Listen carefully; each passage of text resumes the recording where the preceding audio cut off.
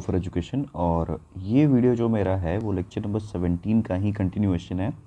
Because आपने देखा कि थोड़ी देर पहले जो मेरा लैपटॉप है वो थोड़ा सा डिस्चार्ज होने की कंडीशन में था, इसलिए मैंने लैपटॉप को वो वीडियो सेव कर लिया है और वो उस वीडियो को मैं इसी वीडियो के साथ में ज्वाइन करके ही आपको दिखा रहा हूँ। अभी आप जो लेक्चर देख रहे हो that is continuation of lecture number 17, जिसमें हम लोगों ने टॉपिक बोला था कि आज ऑप्टिकल आइसोमेरिज्म जो है उसका पार्ट 4 पढ़ रहे हैं। और बेसिकली इसके अंदर में हम relationship between the stereo isomers और कन्फिग्रेशनल आइसोमर्स को समझेंगे। जब आप इतना पढ़ लोगे तो आपका जो पूरा आइसोमेरिज्म टॉपिक है ना वो ख़त्म हो जाएगा। तो हम लोगों ने मोस्ट ऑफ द टॉपिक्स जो है ऑप्टिकल आइसोमेरिज्म का ख़त्म कर लिया है। और मैंने अभी तक आपको जो पढ़ाया है that is relationship between stereo isomers ख़त्म हो गया है। जिसमें मैंने आपको इनैंशियोमर्स पढ़ा दिया, आपको मीज़ो कंपाउंड पढ़ा दिया, उसके बाद रेसमिंग मिक्सचर पढ़ा दिया, डाइस्टीरियोमर्स पढ़ा दिया, कुछ जैसे आपको एपीमर्स बता दिया क्या है। ठीक है, अब एकदम ऑप्टिकल आइसोमेरिज्म में अगर हम बात करते हैं तो आपको एकदम ना बेसिक से एक और क्वेश्चन बनता है। ठीक है, वो क्वेश्चन क्या है कि नंबर ऑफ ऑप्टिकल आइसोमर्स निकालो। नंबर ऑफ ऑप्टिकल आइसोमर्स निकालने का क्वेश्चन आता है। ठीक है, तो अब मान लो आपको कोई कंपाउंड दे देगा और बोलेगा कि इसमें टोटल उसके कितने ऑप्टिकल आइसोमर्स बनेंगे, ये निकालो। तो अब ध्यान रखना, यही मैं आपको ना अभी लेक्चर में कंटिन्यू कर रहा था, लेकिन वो लैपटॉप बंद होने की वजह से मैंने फिर यहाँ पे सोचा कि ये टॉपिक यहीं से स्टार्ट करते हैं। ठीक है, तो नंबर ऑफ ऑप्टिकल आइसोमर्स निकालने के लिए आपको ध्यान रखना है कि ऑप्टिकल आइसोमर्स का जो टोटल नंबर निकलेगा वो हमेशा optically active compound plus optically inactive compound के कॉम्बिनेशन से निकलेगा। ठीक है, अब ऑप्टिकली एक्टिव कंपाउंड मतलब क्या हो गया, वही हम लोगों ने आर एस कॉन्फ़िगरेशन वाला जो हम लोगों ने पढ़ा है, आर एंड एस कॉन्फ़िगरेशन वाला। ठीक है, और ऑप्टिकली इनएक्टिव मतलब हो गया जैसे मीज़ो कंपाउंड। इन सब को काउंट करके ही हमें क्या करना है, नंबर ऑफ ऑप्टिकल आइसोमर्स निकालना है।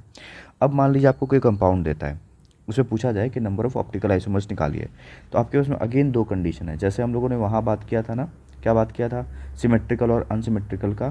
तो सबसे पहले आप कंपाउंड को देखोगे कि वो सिमेट्रिकल कंपाउंड है, ठीक है, या फिर अनसिमेट्रिकल कंपाउंड है, अनसिमेट्रिकल कंपाउंड।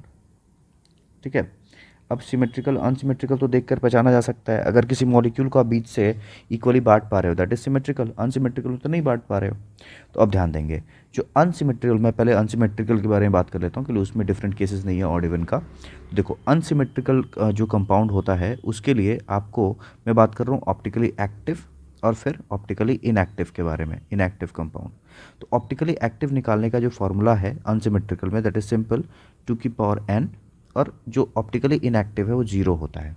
तो हम ये कह सकते हैं कि टोटल ऑप्टिकल आइसोमर्स इस केस में कितने बन गए, इन दोनों का सम यानी 2n से आप निकाल पाओगे कि टोटल आपके अगर कोई अनसिमेट्रिकल कंपाउंड है तो उसमें ऑप्टिकल आइसोमर्स कितना निकलेगा, 2n।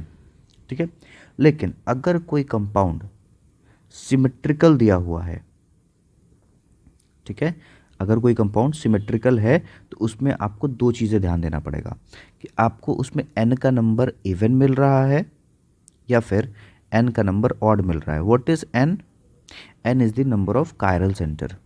मैं लिख भी दूंगा यहाँ पे, n is number of chiral centre, कि कायरल सेंटर कितना है उसमें। ठीक है, अच्छा अगर मान लीजिए इवन है तो आप ऑप्टिकली एक्टिव कैसे निकालोगे, 2n-1 करके। क्लियर? अच्छा ऑप्टिकली इनएक्टिव कैसे निकालोगे, 2n/2 करके। तो एज इन हम टोटल अगर हम ऑप्टिकल आइसोमर्स अगर निकालना चाहें तो कितना हो गया, 2n-1 प्लस 2n/2, यानी अगर एज इन हम बेस सेम है तो पावर ऐड कर सकते हैं, तो 2n-1 प्लस n/2। अब इसको सम कर लो, इसको कॉम्प्लेक्स नहीं करते, आप इस तरीके से आराम से निकाल लोगे। अब अगर n ऑड होता है तो आपका जो फॉर्मूला है ऑप्टिकली एक्टिव कंपाउंड्स के लिए वो थोड़ा सा चेंज करेगा, वो हो जाएगा 2n-1 माइनस 2n-1/2।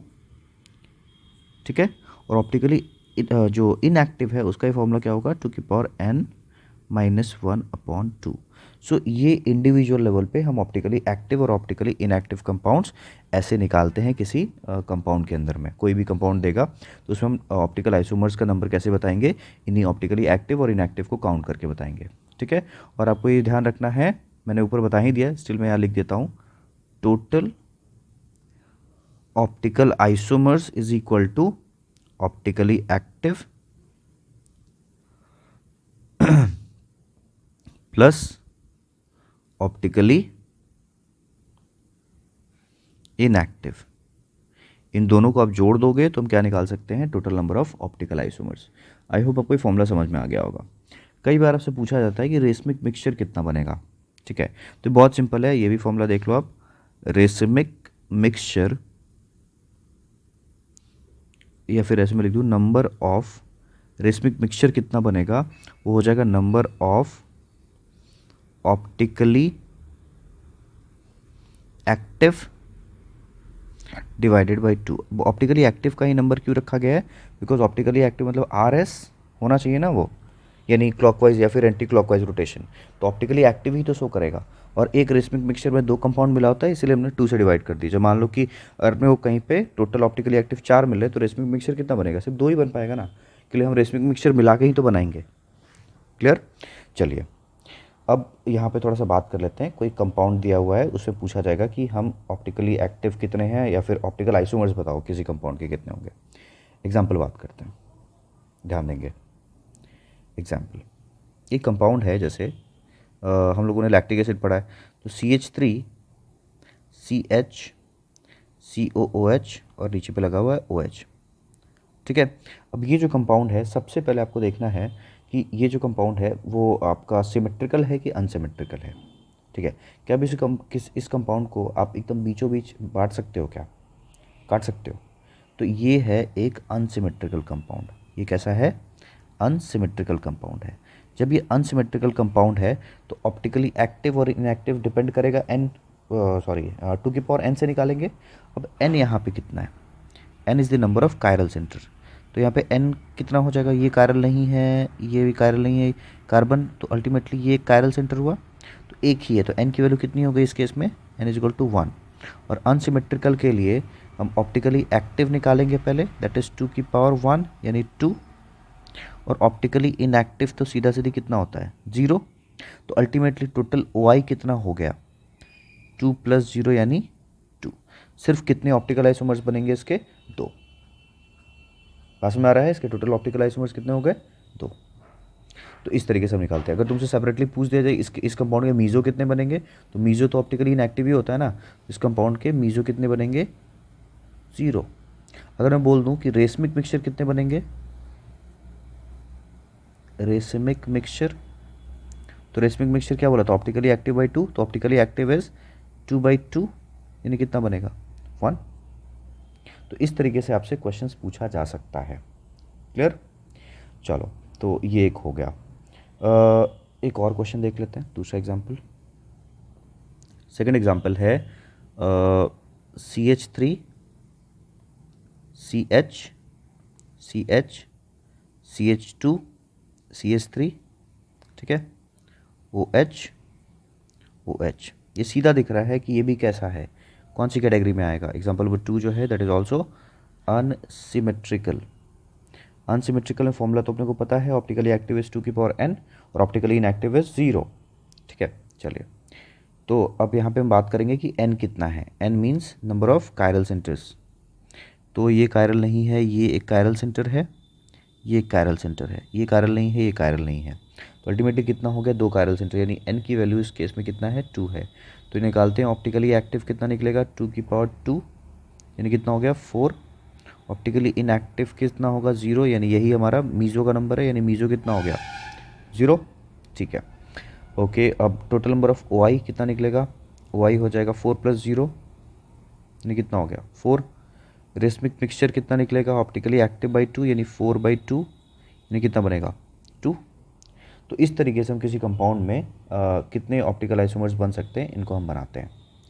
क्लियर। चलिए तो ये हो गया अनसिमेट्रिकल पे हमने लगा दिया। एक तीसरा एग्जांपल देखते हैं जहाँ पे हम क्या करेंगे, एक सिमेट्रिकल कंपाउंड लेते हैं। जैसे हो गया COOH CH CH COOH, यहाँ पे OH लगा हुआ है और यहाँ पे भी OH लगा हुआ है। इस कंपाउंड को आप देख के सबसे पहले देखो कि ये सिमेट्रिकल है कि अनसिमेट्रिकल है।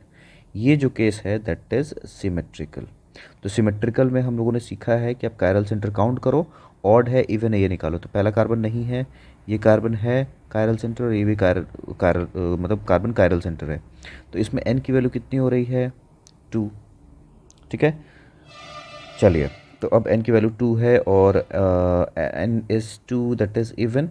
तो सिमेट्रिकल के केस में इवन का जो फॉर्मूला है ऑप्टिकली एक्टिव का, ऑप्टिकली एक्टिव इज़ 2 की पावर n माइनस 1 था ना, 2 की पावर 2 माइनस 1 यानी 2 की power 1 that is equal to 2। ठीक है, ऑप्टिकली इनएक्टिव यानी मैं इसको बीजो भी कह सकता हूँ, कितना होता है 2 की पावर n बाई 2 यानी 2 की पावर 2 बाई 2 यानी 2 की पावर 1 यानी कितना हो गया 2। तो टोटल ओ आई मतलब ऑप्टिकल आइसोमर्स इसके कितने बने, 2 प्लस 2 यानी ऑप्टिकली एक्टिव प्लस इनएक्टिव यानी 4। रेसमिक मिक्सचर कितना बनेगा, सिर्फ ऑप्टिकली एक्टिव बाई 2 होता है ना, तो ऑप्टिकली एक्टिव 2 है डिवाइडेड बाई 2 यानी कितना हो जाएगा 1। तो इस कंपाउंड के अंदर में जो टोटल रेसमिक मिक्सचर कितना बन सकता है, 1 बन सकता है। क्लियर है।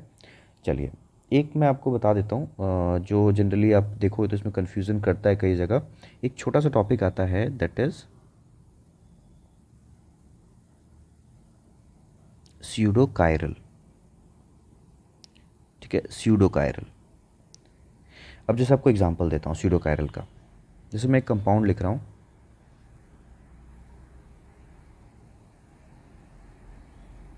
COH CH CH CH COOH, यहाँ पे Br, यहाँ पे OH, यहाँ पे Br। अब ध्यान देंगे, इस क्वेश्चन में पूछा गया है कि इस मॉलिक्यूल का टोटल ऑप्टिकल आइसोमर्स कितना बनेगा। तो सबसे पहले ये कंपाउंड जो हमें दिख रहा है सिमेट्रिकल कि अनसिमेट्रिकल, ये बीच से एकदम काटा जा सकता है। कहाँ से देखो, तो अगर मैं यहाँ से कट कर दूँ तो ये बीच से इक्वल हाफ हो जाएगा कि नहीं हो जाएगा, हो जाएगा। तो ये है सिमेट्रिकल कंपाउंड। तो अब सिमेट्रिकल कंपाउंड है तो मैं पहले यहाँ पे लिख देता हूँ इसका जो केस है that is symmetrical. Clear, symmetrical है। तो सिमेट्रिकल में हम ऑप्टिकली एक्टिव कैसे निकालते हैं, 2 की पावर n माइनस 1, और ऑप्टिकली इनएक्टिव निकालेंगे कैसे, 2 की पावर n बाई 2। क्लियर, ऐसे निकालने वाले। अब इसमें आप देखोगे कायरल सेंटर्स। अच्छा, सिमेट्रिकल में हमने ये इवन का फॉर्मूला लिख दिया ना, सॉरी, हमें ऑड इवन भी तो चेक करना होगा। चलिए पहले चेक करेंगे कायरल सेंटर। तो क्या एक कायरल सेंटर है, यस है।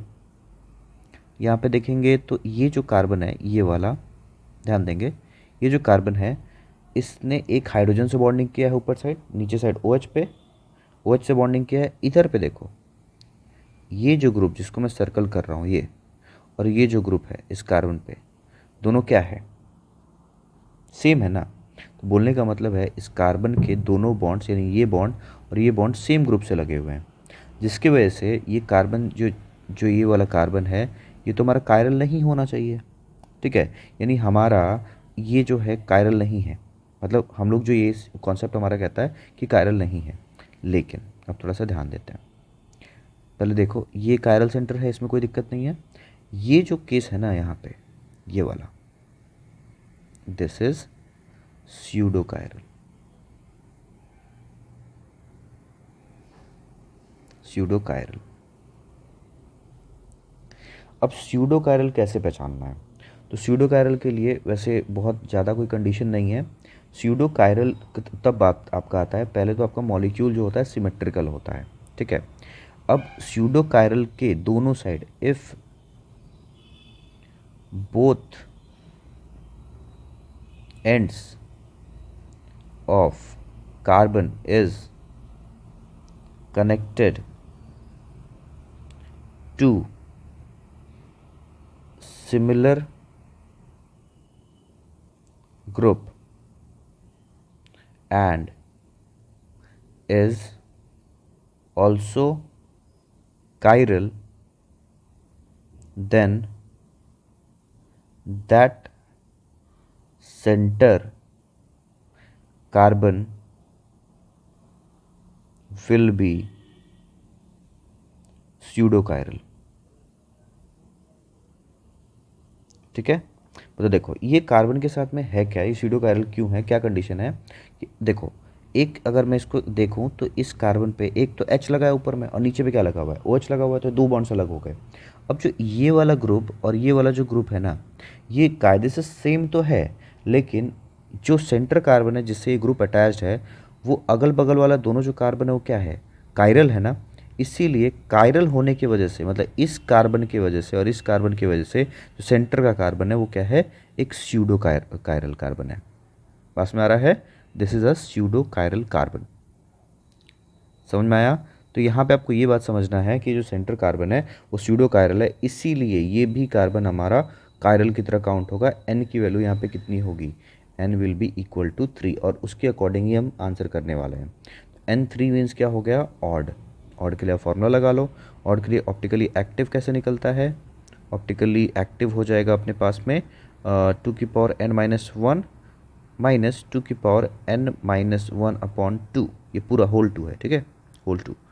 तो 2 3-1 माइनस 2 3-1/2, यानी 2 का स्क्वायर हो गया माइनस 2 का 3-1 दैट इज 2, 2/2 1, ऐसा, यानी 4-2 that is equal to 2। This is optically active 2। Clear है। चलिए मीज़ो निकाल लेते हैं। मीज़ो यानी ऑप्टिकली इनएक्टिव कितना हो जाएगा, ऑप्टिकली इनएक्टिव हो जाएगा अपने को 2n-1/2। Clear, that is 2 3-1/2 which is equal to again 2। ठीक है, मीज़ो भी 1 होगा, तो टोटल कितना हुआ, यानी ओ आई कितना हो गया इसका, ओ आई हो जाएगा ऑप्टिकली एक्टिव यानी 2 प्लस ऑप्टिकली इनएक्टिव यानी 2, यानी टोटल 4। रेसमिक मिक्सचर इसका कितना बनेगा, racemic mixture is equal to optically active 2 divided by 2। क्यों, हम जानते हैं ऑप्टिकली एक्टिव बाई 2 होता है ना रेसमिक मिक्सचर का फॉर्मूला, तो कितना बनेगा 1। क्लियर है। चलिए एक बार क्वेश्चन आया था कि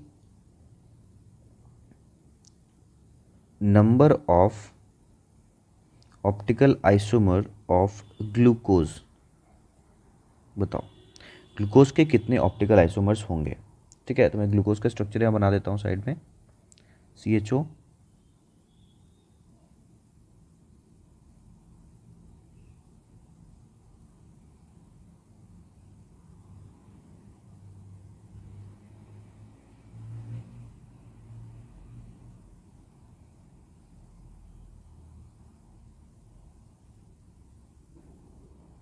ठीक है, ये ग्लूकोज है।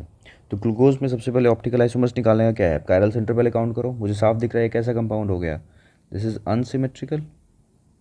ठीक है, अनसिमेट्रिकल के लिए सीधा सीधी ऑप्टिकली एक्टिव 2n निकालेंगे, ऑप्टिकली इनएक्टिव तो कुछ होता ही नहीं है।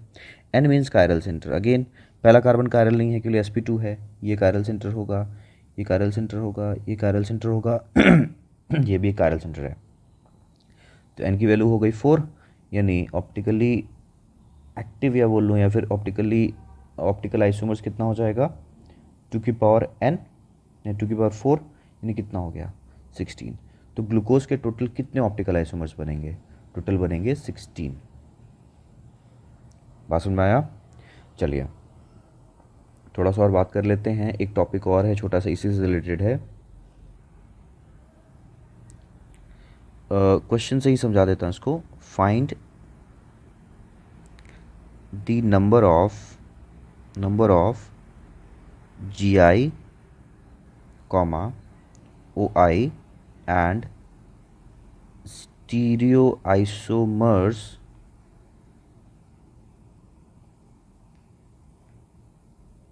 isomers in कंपाउंड दिया हुआ है CH3 CH double bond CH CHOH और यहाँ पे CH3।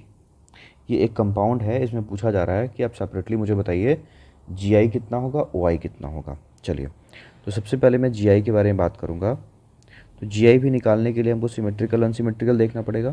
तो जो कंपाउंड है सबसे पहले, ये कंपाउंड कैसा है, ये है अनसिमेट्रिकल। तो अनसिमेट्रिकल में GI का नंबर ऑफ GI कैसे निकालते थे, 2n से। अच्छा n यहाँ पे क्या होता था, n is the number of double bond. तो यहाँ पे n की वैल्यू कितनी है, 1 है। ठीक है, तो GI का नंबर कितना हो जाएगा 2 यानी 2। टोटल GI कितने बनेंगे 2। अब OI का बात आता है। तो ओ आई कैसे निकालते हैं अनसिमेट्रिकल के लिए, टू की पावर एन, सॉरी टू की पावर एन, हाँ एन से ही निकालेंगे ना, करेक्ट। तो यहाँ पे हम बात कर रहे हैं एन, यहाँ पे नंबर ऑफ कायरल सेंटर। तो कायरल सेंटर इस मॉलिक्यूल में कितना है, सिर्फ एक ही दिख रहा है मुझे, ये कायरल नहीं है, ये कायरल sp2 नहीं हो सकता, ये कायरल सेंटर है। तो n की वैल्यू कितनी है यहाँ पे 1, यानी ओ आई भी कितना निकलेगा, टू की पावर 1 यानी 2। तो हमने जी आई और ओ आई तो निकाल लिया। अब ध्यान रखना कभी भी स्टीरियो आइसोमर्स, यानी स्टीरियोमर्स भी जो कहते हैं, मैं इसको प्रॉपर लिखूँ तो number of stereo isomers is equal to number of G I into number of O I. बच्चा क्या करता है पता है, जी आई, क्योंकि हम लोगों ने स्टीरियो आइसोमर्स के अंदर में जी आई ओ आई पढ़ा हुआ है, तो बच्चा क्या करता है, जी आई निकाला ओ आई निकाला, दोनों को ऐड कर दिया। लेकिन नहीं, नंबर ऑफ स्टीरियो आइसोमर्स कितना हो जाएगा, number of G I into number of O I. तो इस छोटे से बात का ध्यान रखना है कि अभी तो मान लो आप 2 और 2 को मल्टीप्लाई करो या फिर 2 और 2 को ऐड करो, आंसर सेम आ रहा है। लेकिन समटाइम्स आपका अगर जी आई 2 है और ओ आई 3 है, तो स्टीरियो आइसोमर्स ऐड करने में तो 5 आएगा, लेकिन मल्टीप्लाई करने में 6 आएगा। तो ये बात का ध्यान रखना है, कभी भी हम स्टीरियो आइसोमर्स को क्या करते हैं, मल्टीप्लाई करते हैं। और इससे क्वेश्चंस हैं, आप क्वेश्चंस करते रहना। बाकी अब मैं कुछ टॉपिक जो हमारा लास्ट जो बच रहा है उसको थोड़ा सा स्टार्ट कर लेता हूँ। ठीक है, हम लोग क्या डिस्कस करना है अब, हम लोग डिस्कस करेंगे कन्फर्मेशनल आइसोमर्स। ठीक है, तो चलिए एक आपको वैसे एरिथ्रियो तो मैं आपको चलिए पढ़ा भी दूंगा, उसमें भी थोड़ा सा आएगा बायोमोलिक्यूल्स में, वही देख लेंगे। चलो, आज का लास्ट टॉपिक है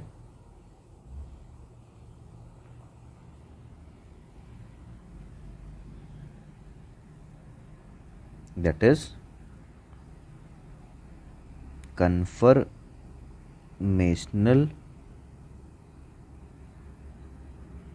आइसोमेरिज्म।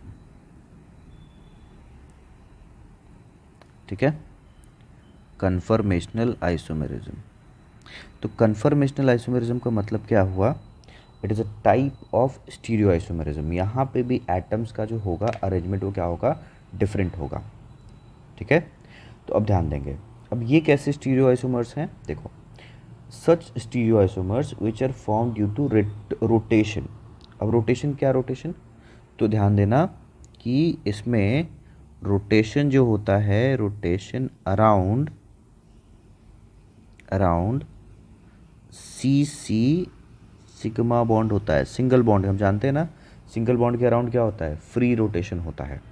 ठीक है, तो such stereomers which are formed by या फिर form due to rotation around C C sigma bond यानी C C single bond, that is called conformational isomers या फिर कन्फर्मर्स। जो बनेंगे मॉलिक्यूल्स उनको क्या बोलेंगे, कन्फर्मर्स। और इसको कई बार रोटेट कर रहा है ना, तो इसको हम लोग रोटामर्स भी कहते हैं, और रोटामर्स। ठीक है, क्योंकि कन्फर्मेशनल आइसोमेरिज्म का एक और नाम है रोटेशनल आइसोमेरिज्म, रोटेशनल आइसोमेरिज्म। समझ में आया, तो रोटेशन होना चाहिए किसके किसके around, C C sigma bond के अराउंड।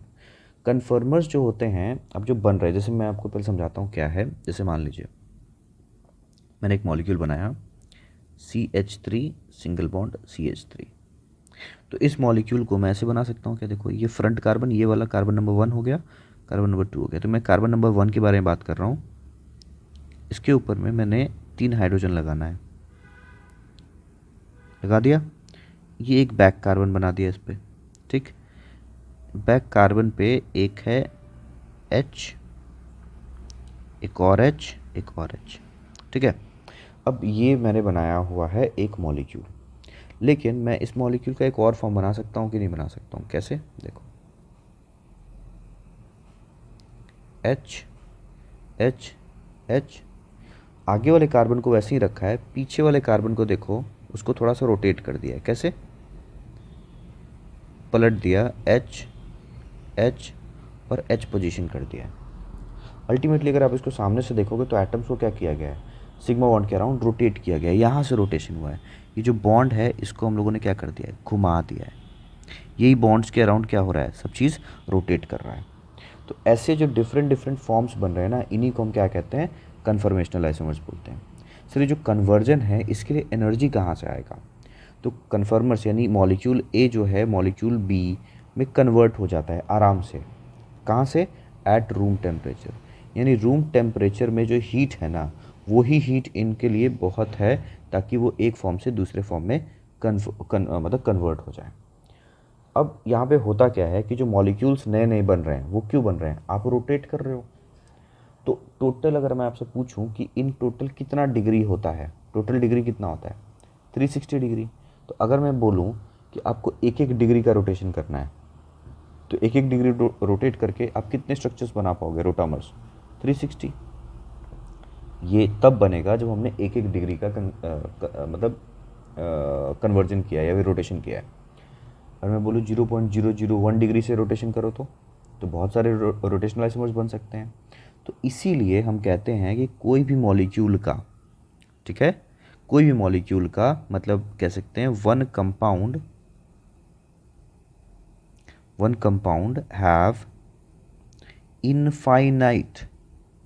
इनफाइनाइट आइसोमर्स, या फिर इनफाइनाइट हम कन्फर्मर्स कह सकते हैं, कन्फर्मर्स या फिर रोटामर्स। इनफाइनाइट कन्फर्मर्स बन सकता है, FOR, ठीक है। क्यों, क्योंकि आप कितने डिग्री पे रोटेट कर रहे हो, एक एक डिग्री पे घुमाओगे 360 बनेगा, आधे आधे डिग्री पे करोगे 720 बनेगा, और कम कर दोगे तो और ज़्यादा रोटेशनल आइसोमर्स बनेगा। इसीलिए कभी क्वेश्चन पूछा जाता है तो आप बोलोगे कि एक कंपाउंड का सर हम इनफाइनाइट आइसोमर्स बना सकते हैं। क्लियर। चलिए अब कंडीशन क्या है, कंडीशन मतलब किसी मॉलिक्यूल को अगर रोटेशनल आइसोमरिज्म शो करना है तो क्या कंडीशन होगा, तो एक ही कंडीशन है, compound must contain at least continuous 3 sigma bond, continuous 3 sigma bond होना चाहिए। अब जैसे मैं आपको एग्जांपल देता हूँ, CH4, ठीक है। अब CH4 का आप स्ट्रक्चर बनाओ, CH H H और H, ठीक है। इसमें आप देखोगे तो 1 सिग्मा बॉन्ड, 2 सिग्मा बॉन्ड, तीसरा हुआ ही नहीं, मतलब लगातार चेन की तरह तीसरा सिग्मा बॉन्ड नहीं है, 1 और 2, तो लगातार कितना सिग्मा बॉन्ड आ रहा है, 2, तो ये कॉन्फॉर्मेशनल आइसोमरिज्म नहीं शो करेगा। नेक्स्ट जैसे बात करते हैं, आपको मैं एग्जांपल देता हूँ, CH3 CH3, तो यहाँ ध्यान दो, C इस पे 3 H लगा हुआ है और इस पे भी 3 H लगा हुआ है। क्लियर। इस मॉलिक्यूल में लगातार 3 सिग्मा बॉन्ड है, देखो पहला, दूसरा और एक तीसरा, तो इसमें 3 सिग्मा बॉन्ड दिख रहा है अपने को, तो Ci शो करेगा। H2O बनाओगे तो OH,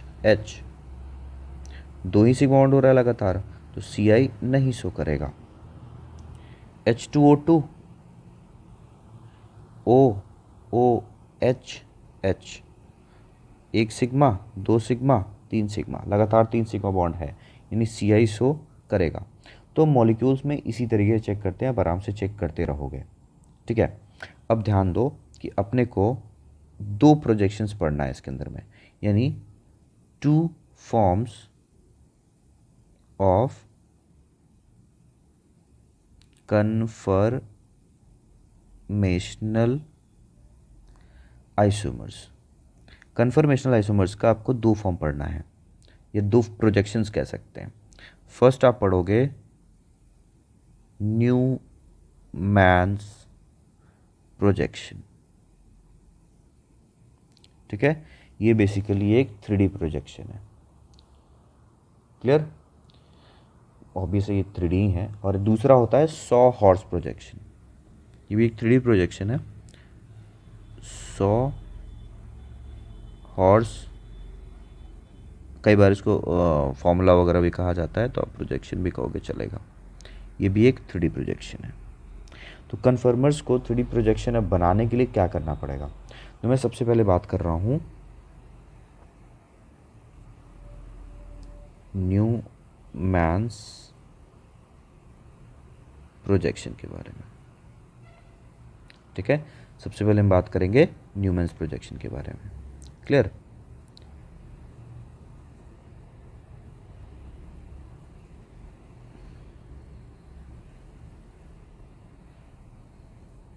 चलिए, सबसे पहले हम क्या पढ़ने वाले हैं, न्यूमैन्स प्रोजेक्शन। ओके, अब न्यूमैन्स प्रोजेक्शन में ध्यान देंगे, एक डॉट बनाया जाता है।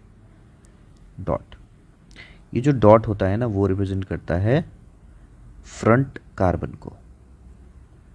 क्लियर? एक सर्कल बनाया जाता है जो कि रिप्रेजेंट करता है बैक कार्बन को। ठीक है, तो अब ये जो प्रोजेक्शन है ना, थ्री डी तो है, तो मान लो कि अगर हम फ्रंट कार्बन को डॉट से नहीं दिखाएंगे, सर्कल से दिखाएंगे, तो जो डॉट है ना वो पीछे छुप जाएगा। इसीलिए यह बात ध्यान रखना है कि बैक कार्बन को सर्कल से दिखाओगे और फ्रंट कार्बन को डॉट से दिखाओगे। अब देखो, अब जो फ्रंट कार्बन है वो आगे से 3 बॉन्ड बना के रखेगा। ठीक है, और जो बैक कार्बन है वो भी अपना 3 बॉन्ड बना के रखेगा। जस्ट मैं समझा रहा हूँ कि अगर हम आगे से देखेंगे तो फ्रंट कार्बन के 3 बॉन्ड्स ऐसे दिखेंगे और ये बैक कार्बन के 3 बॉन्ड्स ऐसे दिखेंगे। हम ऐसे बनाते हैं। क्लियर? तो अब मान लो मुझे एक साथ कंबाइन करके बनाना है, तो मैं कैसे बनाऊंगा, इन दोनों को, फ्रंट कार्बन बैक कार्बन को एक साथ करके। तो देखो,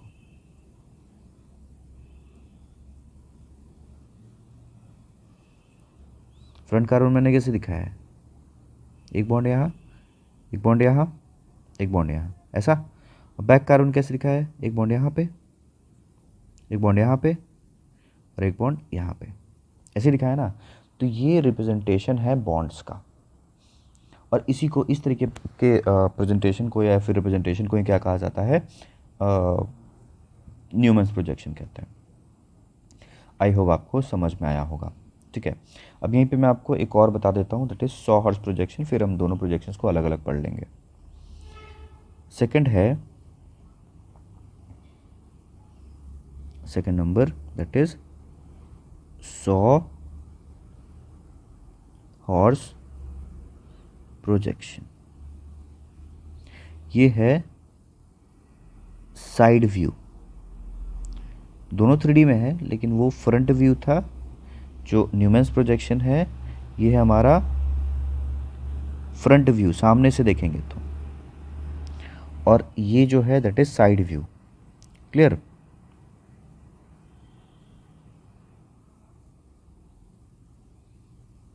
ठीक है, हम पढ़ रहे हैं सॉ हॉर्स प्रोजेक्शन। ये साइड व्यू है। अब कैसे, देखो, अगर इसी एटम को, फ्रंट एटम को हम कैसे दिखाएंगे, डॉट से। इसी कंपाउंड को फ्रंट एटम मतलब हम ऐसे दिखा रहे हैं।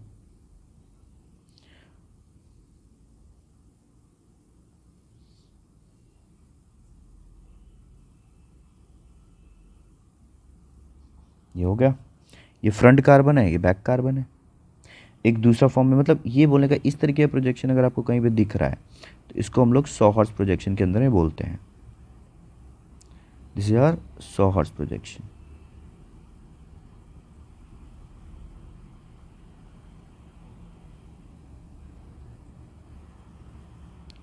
तो ये जो मैंने तरीका बनाया है that is saw horse projection. तो न्यूमैन्स प्रोजेक्शन और सॉ हॉर्स प्रोजेक्शन में मेजर डिफरेंस क्या है, ये अपने को साइड से दिख रहा है। अब आप क्या बना रहे हो सर, इसके बारे में बात करेंगे थोड़ी देर में, जहाँ पे हम आपको न्यूमैन्स प्रोजेक्शन और सॉ हॉर्स प्रोजेक्शन के मॉलिक्यूल्स बना के देखेंगे। ज़्यादा इंपॉर्टेंट कौन है, सॉ हॉर्स प्रोजेक्शन थोड़ा कम इंपॉर्टेंट है, न्यूमैन्स प्रोजेक्शन ज़्यादा इंपॉर्टेंट है। अब एक दो, मतलब आप रिप्रेजेंटेशन समझ लो पहले। आपको ये जो रिप्रेजेंटेशन मैंने बनाया है दैट इज न्यूमैन्स प्रोजेक्शन, और ये जो मैंने आपको बना के दिखाया साइड से जो देखा जा रहा है that is saw horse projection. अब एक दो वर्ड्स हैं इसमें, थोड़ा सा आप देख लो, व्हाट इज एंगल स्ट्रेन, कुछ चीज़ें पूछी जाती हैं। एक होता है पहले बॉन्ड एंगल। ठीक है, बॉन्ड एंगल क्या होता है, angle between two bonds eight same atom, एक ही एटम के ऊपर में जो दो बॉन्ड्स हैं उनके बीच का angle is called bond angle. जैसे मान लो ये मैंने एक कार्बन एटम बनाया, इसके दो बॉन्ड्स हैं, एक इधर की तरफ एक इधर की तरफ, तो ये जो दो बॉन्ड्स के बीच का जो एंगल होगा that is called bond angle. Clear? जैसे मान लो कि ए है, बी, बी के साथ उसने बॉन्ड बनाया, that is bond angle. Second होता है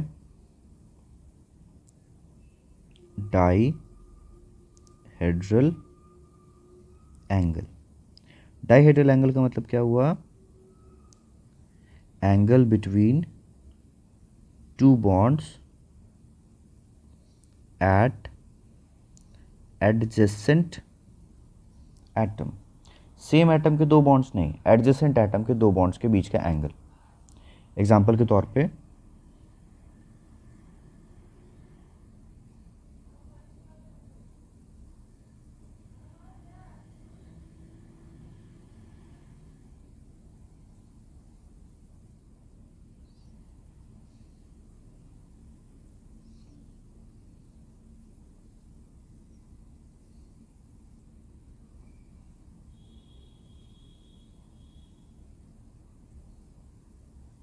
ठीक है, अब थोड़ा ध्यान देंगे। ये जो बॉन्ड है ये वाला, और ये जो बॉन्ड है, अगर आप देखोगे तो ये बॉन्ड बैक कार्बन एटम का है और ये बॉन्ड फ्रंट कार्बन एटम का है। इनके बीच का जो एंगल है ना, इसको हम लोग बोलते हैं डाई हेड्रल एंगल। बात समझना, अगर एक ही एटम के दो बॉन्ड्स के बीच का एंगल बोलेंगे that is bond angle. Dihedral angle मतलब एडजेसेंट, ये फ्रंट एटम हुआ, इसके पीछे बैक एटम है कार्बन, ये दोनों कार्बन है ना, उनके ऊपर में जो बॉन्ड्स हैं उनके बीच का angle that is called dihedral angle. ठीक है, आई होप समझ में आ गया होगा। थर्ड एक आता है स्टेरिक स्ट्रेन। स्टेरिक स्ट्रेन क्या होता है?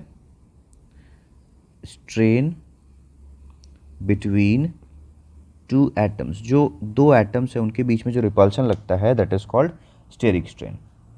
और लास्ट है torsion strain. Torsion strain that is strain और repulsion between electrons of two bonds. समझने की कोशिश करेंगे। मान लो एक एटम है ए,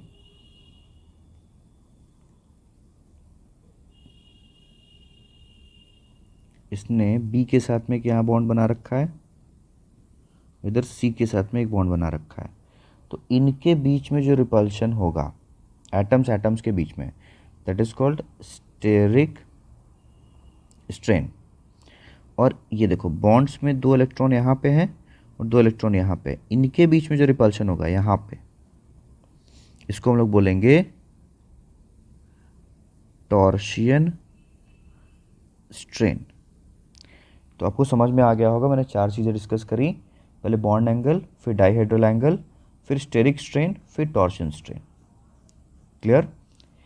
ओके, सो अभी हम बात करने वाले हैं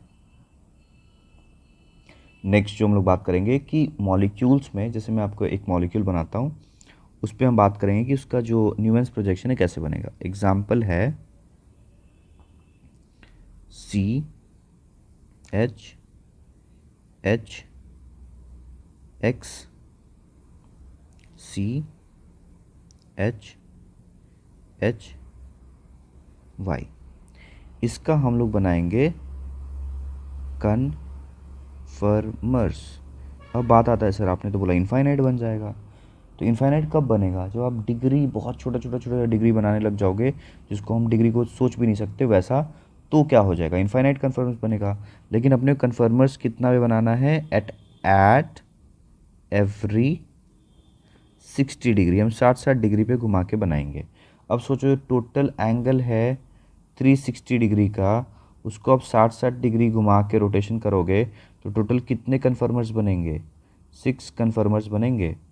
हम इन्हीं कन्फर्मर्स को अभी ड्रॉ करने वाले हैं। ओके, मैंने आपके साथ जो डिस्कशन किया है, दैट इज़ स्ट्रेन क्या होता है और एंगल स्ट्रेन क्या है, बॉन्ड एंगल क्या है, डाईहेड्रल एंगल क्या है, वो सारी चीज़ें हो गई हैं।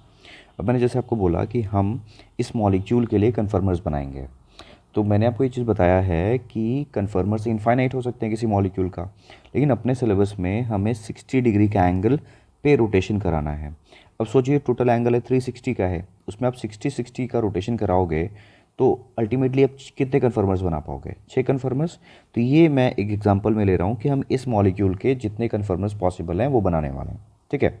और हमारा प्रोजेक्शन कौन सा होगा? हम लोगों ने 2 बात किया था ना, न्यूमेंस प्रोजेक्शन और फीचर प्रोजेक्शन, तो हम न्यूमेंस प्रोजेक्शन में बात करने वाले हैं। चलिए, कन्फर्मर्स के लिए मैं वही बनाना है, तो स्टार्ट करते हैं। देखिए, अगर मैं सबसे पहले इस मॉलिक्यूल को जो ऊपर में है, मैं फ्रंट कार्बन बैक कार्बन आपको बता चुका हूँ कैसे बनाना है, ठीक है। तो वही हम कर रहे हैं अभी। चलिए, जस्ट अ सेकेंड।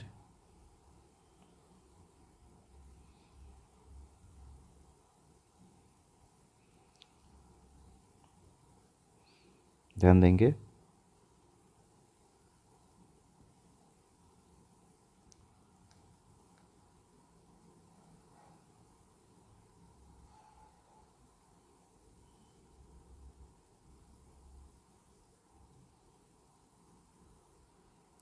ठीक है, यहाँ पे क्या लगा हुआ है?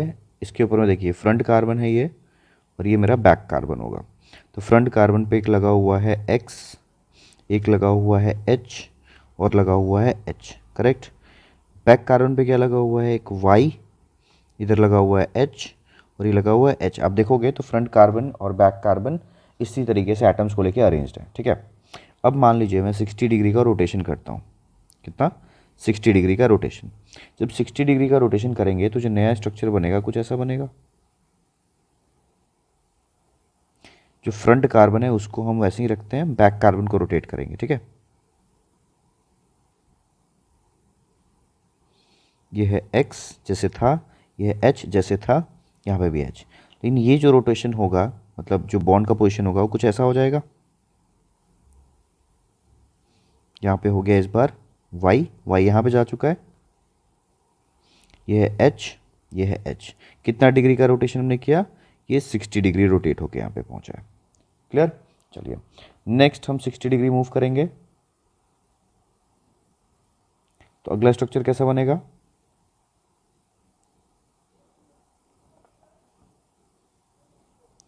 मैंने क्या बोला? फ्रंट कार्बन को हम वैसे ही रखने वाले हैं, बैक कार्बन में थोड़ा चेंजेस करेंगे, ठीक है।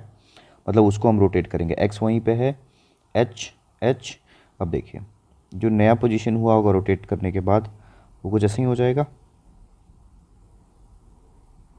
यहाँ पे अब क्या हो जाएगा? H, यहाँ पे हो जाएगा Y, और यहाँ पे हो जाएगा H।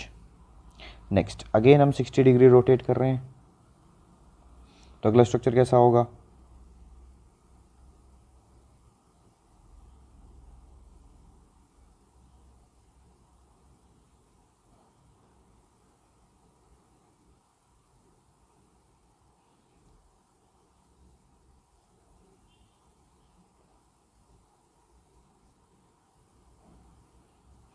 यहाँ पे X, यहाँ पे H, यहाँ पे H, यहाँ H, और यहाँ हो गया इस बार Y, और ये हो गया H। क्लियर? ये 4 स्ट्रक्चर हो गया। अगेन हम 60 डिग्री का रोटेशन करने वाले हैं, 60 डिग्री। तो अगला जो स्ट्रक्चर होगा कैसा होगा?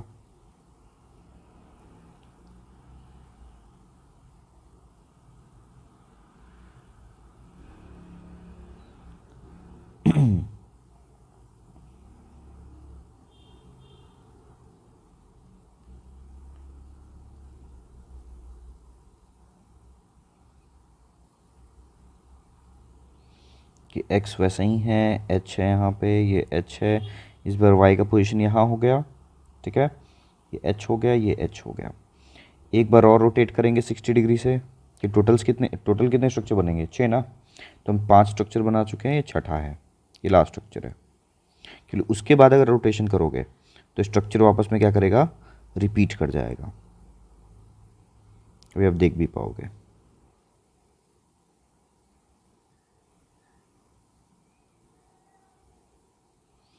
यहाँ पे x है, यहाँ पे h h, y यहाँ हो गया है h h। ठीक है, अब अगर मैं अगला रोटेशन करता हूँ, अगला रोटेशन जो होगा मेरे को फिर से यही मॉलिक्यूल बना के देगा, ये मॉलिक्यूल रिपीट कर जाएगा। यानी अगर आप देखोगे जो मैंने 6 स्ट्रक्चर्स बनाए हैं यहाँ पे, इन सभी में रोटेशन मैंने 60-60 डिग्री का किया हुआ है। अब थोड़ा सा ध्यान देंगे कि अगर आप 3 स्ट्रक्चर देखोगे, मैं सभी का नाम दे रहा हूँ, A B C D E और F, इन सभी में ध्यान दो, जब हमने 60 डिग्री का रोटेशन किया है तो A C और E जो स्ट्रक्चर है, उन तीनों में एक चीज़ क्या कॉमन है कि वो एक्लिप्स्ड फॉर्म में है। एक्लिप्स्ड बोलने का मतलब क्या है कि जो आगे वाला फ्रंट एटम का जो बॉन्ड्स है वो पीछे वाले बॉन्ड को ढक रहा है। बस में आया? तो A C और E जो है वो कौन सा फॉर्म हो गया? एक्लिप्स्ड। एक्लिप्स्ड कैसे बोलते हैं? बोलते हैं ना कि ग्रहण लग जाना, एक दूसरे को ढक देना, तो ये एक्लिप्स्ड फॉर्म हुआ, एक्लिप्स्ड फॉर्म हुआ, और इसको भी क्या बोलना है? एक्लिप्स्ड फॉर्म बोलना है। पास में आ रहा है क्योंकि ये ढक दिया हुआ है। लेकिन अगर आप देखोगे हम जो रेफरेंस पोजीशन बात कर रहे हैं, किसका बात कर रहे हैं? एक्स और वाई का। तो यहाँ देखो एक्स और वाई एक दूसरे को कंप्लीटली ढक रहे हैं, तो दिस इज कॉल्ड फुल्ली एक्लिप्स्ड। ठीक है, अब ये एक्स और वाई एक दूसरे को नहीं ढक रहे हैं क्योंकि एक्स तो यहाँ है और वाई यहाँ है, तो दिस इज कॉल्ड पार्शियली एक्लिप्स्ड। ठीक है, पार्शियली। और ये भी क्या होगा? सेम ही है, तो ये भी होगा पार्शियली एक्लिप्स्ड। समझ में आया? तो एक्लिप्स्ड में एक होगा फुल्ली और फिर पार्शियली। अब देखो यहाँ पे स्ट्रक्चर नंबर 4 यानी डी में एक्स और वाई जस्ट अपने एंटी यानी ऑपोजिट पोजीशंस पे हैं, तो इसको हम लोग बोलते हैं एंटी फॉर्म। क्या बोलते हैं? Anti form. समझ में आ रहा है? एंटी फॉर्म को ना एक और नाम से हम जानते हैं, that is called staggered, STAGGERED। This is staggered form. Clear? अब ये बन गया। अब दो जो स्ट्रक्चर्स बच गए हैं इनको हम लोग क्या कहते हैं? देखोगे एक्स वाई का पोजीशन अगल बगल, यहाँ पे भी एक्स वाई का पोजीशन क्या है? अगल बगल है। ठीक है, इसको हम लोग बोलते हैं गाउच फॉर्म, गॉच भी कहते हैं कई बार इसको, GAUCHE, गाउच। ये भी क्या हो गया? Gauche form. तो अल्टीमेटली ये जो 6 स्ट्रक्चर्स हैं उनका आपको नाम ध्यान रखना है। 3 तो एक्लिप्स फॉर्म में होते हैं और 3 ढके अच्छे से नहीं होते हैं। तो 3 जो जो ढक दे रहे हैं, मतलब एक दूसरे को कवर कर रहे हैं, दैट इज एक्लिप्स्ड, जिनमें से एक्स और वाई का रेफरेंस पोजीशन देख के हम एक को बोल रहे हैं फुली एक्लिप्स्ड, और 2 जो हैं वो है पार्शियली एक्लिप्स्ड। क्लियर बात? चलिए, अभी जो 6 स्ट्रक्चर्स हैं इनमें एक दो चीज़ें प्रॉपर्टी हमें डिस्कस करनी होती है। सबसे पहले अगर हम डिस्कस करें, चलिए सबसे बड़ा बात है कि हम रिपल्शन से भी बात कर सकते हैं, या फिर चलिए स्टेबिलिटी, सबसे पहले स्टेबिलिटी पे बात करते हैं। तो स्टेबिलिटी हम कैसे बोलेंगे? जहाँ पे रिपल्शन सबसे कम होगा। तो अब देखो एक्स और वाई में सबसे कम रिपल्शन कहाँ है? देखो एंटी फॉर्म में, एकदम एक्स और वाई सबसे दूर दूर पे हैं, तो एंटी फॉर्म हो गया सबसे ज़्यादा स्टेबल। ठीक है, देखो आंसर में पहले तो ना एक्लिप्स्ड कोई भी नहीं आएगा, ना फुली एक्लिप्स्ड ना पार्शियली एक्लिप्स्ड, क्योंकि आप देखो डाइहेड्रल एंगल उनमें क्या है, चाहे आप ए देखो, चाहे सी देखो, चाहे ई देखो, डाइहेड्रल एंगल बहुत कम होने की वजह से क्या है, वहाँ पे रिपल्सन ज़्यादा होगा। तो अपने को ना फुली एक्लिप्स्ड आ सकता है स्टेबिलिटी है पहले, ना पार्शियली एक्लिप्स्ड, तो पहले कौन आएगा? जो कि या तो गॉच या तो एंटी होगा। अब एंटी में एटम्स ज़्यादा दूर पे हैं, 180 डिग्री पे हैं, तो वो सबसे ज़्यादा स्टेबल हो गए। ठीक है, उसके बाद कौन स्टेबल हुआ भाई? एंटी के बाद गॉच। ठीक है, तो ये दोनों हो गया। अब आता है एक्लिप्स्ड का बारी, तो एक्लिप्स्ड में पहले कौन आ जाएगा? एक्लिप्स्ड में पहले कौन आएगा? पार्शियली एक्लिप्स्ड, पार्शियली एक्लिप्स्ड, और सबसे कम स्टेबल कौन होगा? फुल्ली एक्लिप्स्ड। बात समझ में आ रहा है? ये किस चीज़ का ऑर्डर है? स्टेबिलिटी। और हम जानते हैं एनर्जी और स्टेबिलिटी में रिलेशन क्या होता है? उल्टा होता है। तो आप एनर्जी का ऑर्डर क्या बोलोगे? जो सबसे कम स्टेबल उसका एनर्जी क्या होगा? ज़्यादा। तो एंटी सबसे कम, सॉरी हाँ सबसे कम एनर्जी होगा। उससे ज़्यादा किसका एनर्जी होगा? गॉच का। उससे ज़्यादा पार्शियली एक्लिप्स्ड का, और सबसे ज़्यादा एनर्जी होगा फुली एक्लिप्स्ड का, बिकॉज जिसका एनर्जी सबसे ज़्यादा वो सबसे कम स्टेबल। समझ में आ रहा है? चलिए, तो ये हम लोगों ने, इससे क्वेश्चन पूछता है स्टेबिलिटी और एनर्जी से लेके। अब एक चीज़ देखिए, एक होता है स्क्यू फॉर्म, कई बार पूछा जाता है, SKEW, स्क्यू फॉर्म किसको बोलते हैं?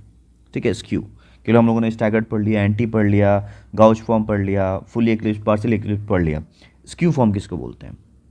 अब एक एक्लिप्स से लेके जब हम स्टैगर्ड बनाते हैं ना, यानी आप अगर ध्यान दोगे तो ये एक्लिप्स्ड से हम जब स्टैगर्ड तक जाते हैं तो इनके बीच में इनफाइनाइट स्ट्रक्चर्स बन सकते हैं।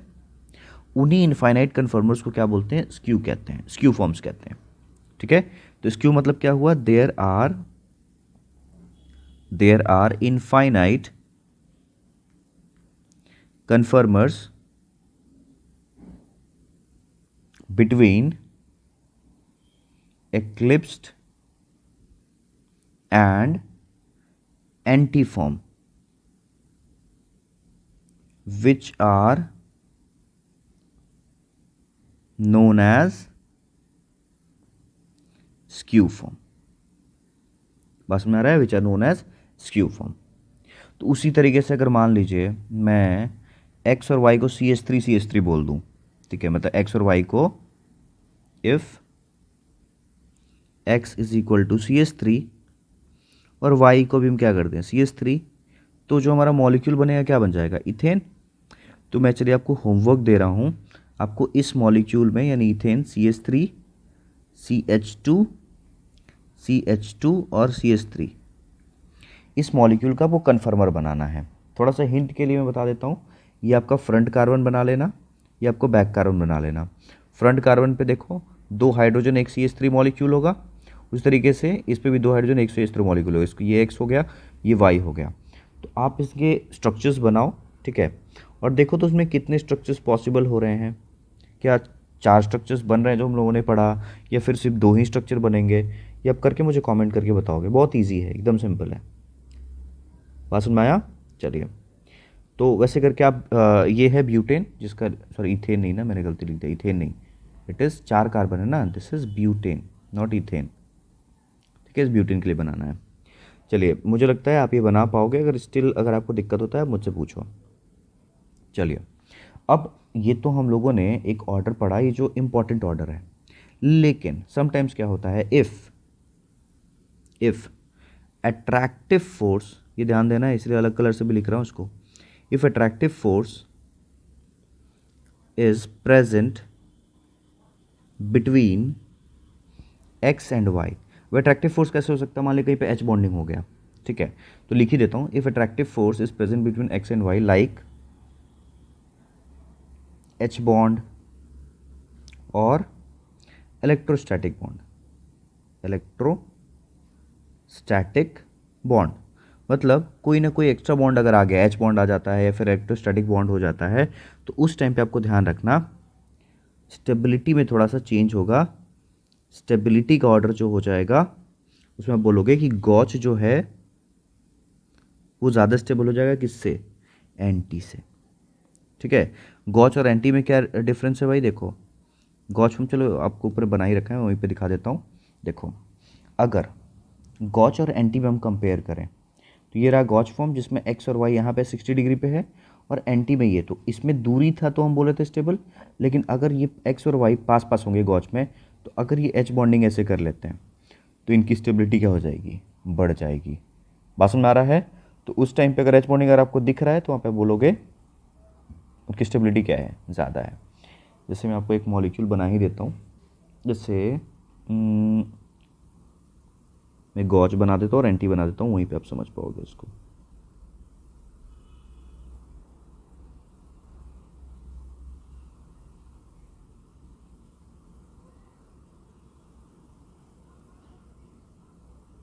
ये आपका गॉच फॉर्म बना रहा हूँ, जैसे यहाँ हो गया OH, यहाँ हो गया फ्लोरीन, बाकी एच लगा देते हैं, कोई दिक्कत नहीं है। मतलब फ्रंट कार्बन पे 2H 1 OH और बैक कार्बन पे 1 F और 2 H। ठीक है, एक हो गया। ये मेरा कौन सा फॉर्म है? गॉच फॉर्म, जिसमें X ये है और Y ये है। क्लियर? अच्छा, एक बना देते हैं एंटी फॉर्म।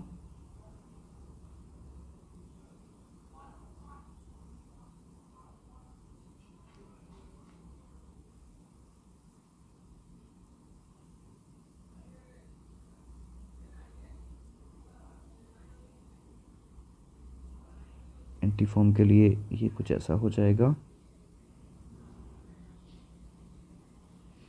ये हो गया यहाँ पे OH और यहाँ पे F, यही है ना एंटी फॉर्म। यहाँ पे HH बाकी जगह लगा दो, ये रोटेशन। तो देखो ये दोनों के दोनों अगर आप ध्यान दोगे, इसमें डाइहेड्रल एंगल 60 डिग्री का है, लेकिन यहाँ पे रिपल्शन ज़्यादा कम है, मतलब यहाँ पे ऑपोजिट एंड्स पे है ना। तो हम अभी तक क्या बोलते थे, जो एंटी फॉर्म है वो ज़्यादा स्टेबल, लेकिन यहाँ पे जो H और OH है गॉच फॉर्म में, आपस में क्या बनाएगा, यहाँ पे आपस में ये बनाएगा यहाँ पे H बॉन्ड। तो H बॉन्डिंग से मॉलिक्यूल में स्टेबिलिटी आ गई, तो इस केस में गॉच जो होगा ज़्यादा स्टेबल होगा किससे, एंटी से। पास में आ रहा है। और ये क्वेश्चन ना पता है AIEEE 2007 में, थोड़ा पुराना है लेकिन AIEEE 2007 में पूछ दिया है, तो थोड़ा सा पुराना है लेकिन ध्यान देंगे कि इस तरीके से भी क्वेश्चन पूछे जाते हैं। तो अगर कोई एग्जांपल मैं बोल दूं कि X में आप ये याद रखो, Y में याद रखो, तो H बॉन्डिंग हो सकता है। देखो अगर H बॉन्डिंग के लिए एक साइड तो H चाहिए ही होगा, तो अगर मैं बोलता हूँ X अगर आपका OH है, ठीक है, और Y में अगर आपका OH ही आ जाए या फिर फ्लोरीन आ जाए या फिर कोई NH2 आ गया जहाँ पे हाइड्रोजन है यहाँ पे, चलो ठीक है, और नाइट्रोजन भी है, CHO आ जाए, COOH आ जाए, तो ये सब X के साथ में H बॉन्डिंग कर सकते हैं। तो इस केस में गॉच ज़्यादा स्टेबल हो जाएगा किससे, एंटी से। समझ में आया, बहुत इजी है। अब एक एकदम लास्ट टॉपिक है, that is the conformers of cyclohexane. ये लास्ट टॉपिक है और इसके लेक्चर एंड करेंगे। हेडिंग है हमारा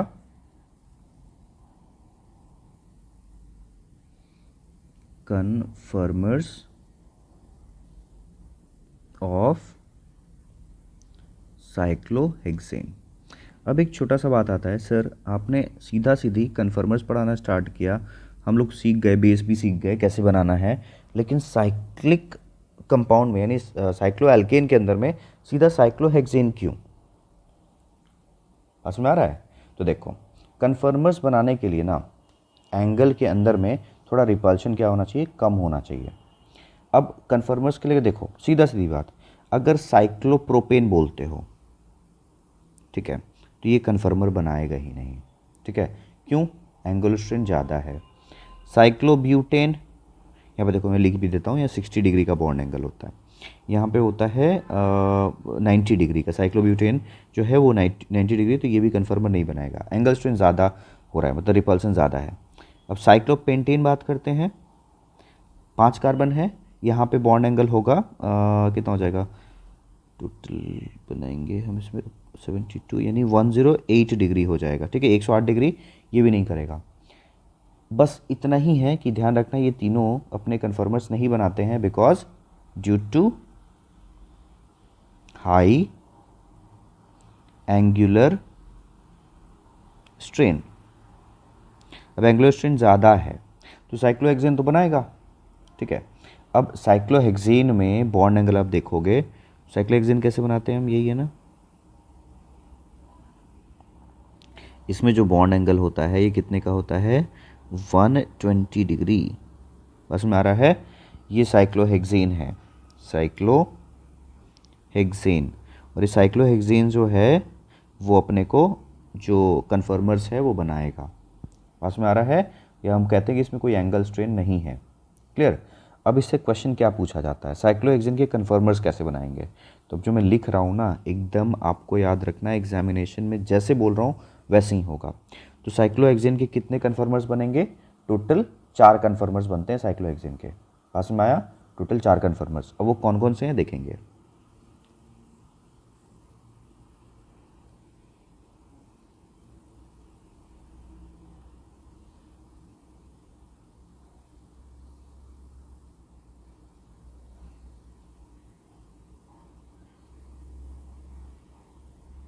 ठीक है, ये ज्वाइंटेड है यहाँ पे, ठीक है। इसको कहा जाता है चेयर फॉर्म। बेटर है मैं थोड़ा चेयर की तरह ही बना दूँ इसको।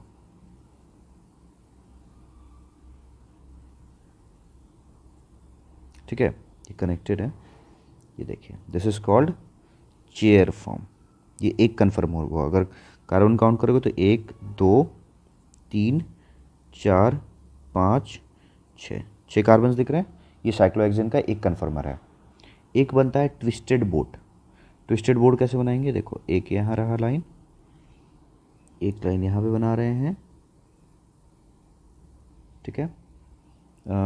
इसमें हम इसको ऐसे बनाएंगे और ये हो गया यहाँ पे। सिमिलरली इसको थोड़ा यहाँ पे खींचा,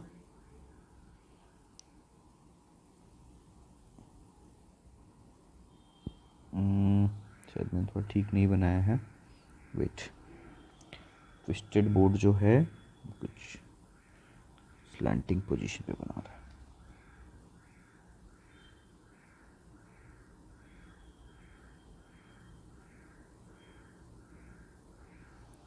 ठीक है। चलो यहाँ कोशिश करते बनाने का,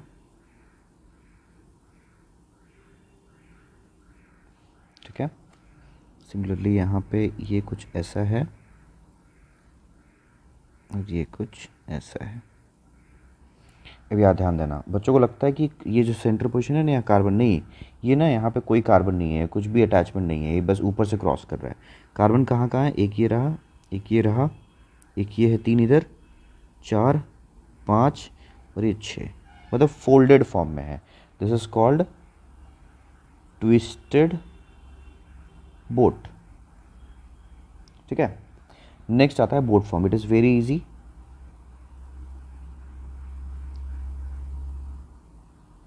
ठीक है, कैसे बनाएंगे, बोट की तरह नॉर्मल बना दो,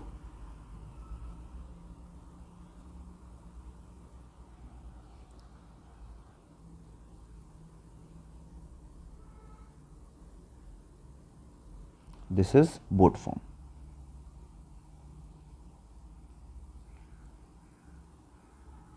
इसमें कार्बन कहाँ है, ये रहा, यहाँ यहाँ पे जितने कॉर्नर्स दिख रहे हैं, ठीक है। This is boat form. And last जो होता है that is called half chair.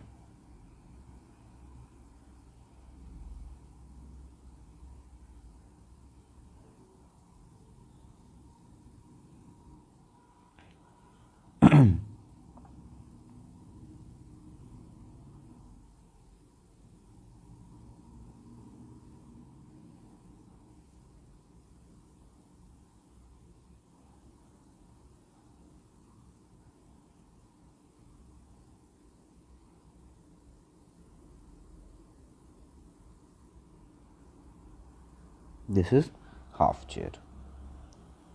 1 2 3 4 5 और 6, ये कहलाता है हाफ चेयर। तो ध्यान रखना, कोई भी मॉलिक्यूल, कोई भी साइक्लिक हाइड्रोकार्बन का आपको बनाने नहीं दिया जाएगा।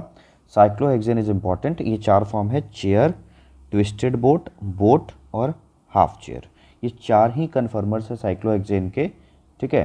तो आपको याद रखना पड़ेगा। अब बात करते हैं इसके स्टेबिलिटी का। तो जो ऑर्डर मैंने लिखा है ना, यही स्टेबिलिटी ऑर्डर है इनका। यानी सबसे ज़्यादा स्टेबल कौन है, मैं लिख देता हूँ स्टेबिलिटी। स्टेबिलिटी में आपको ध्यान रखना है, सबसे ज़्यादा होगा चेयर फॉर्म स्टेबल, ठीक है। चेयर के बाद आता है अपने को ट्विस्टेड बोट, ट्विस्टेड बोट के बाद में आता है बोट फॉर्म, एंड सबसे लास्ट में हाफ चेयर। ये है स्टेबिलिटी ऑर्डर। तो अगर एनर्जी का ऑर्डर पूछा जाएगा तो आप क्या करोगे, उल्टा उल्टा बता दोगे। मतलब जो स्टेबिलिटी ऑर्डर है उसका एनर्जी का ऑर्डर क्या हो जाएगा, उल्टा हो जाएगा। तो एक बार ऐसे ही एक नॉर्मल सा चीज़ पूछा गया था एक बार, एक ग्राफ के फॉर्म में।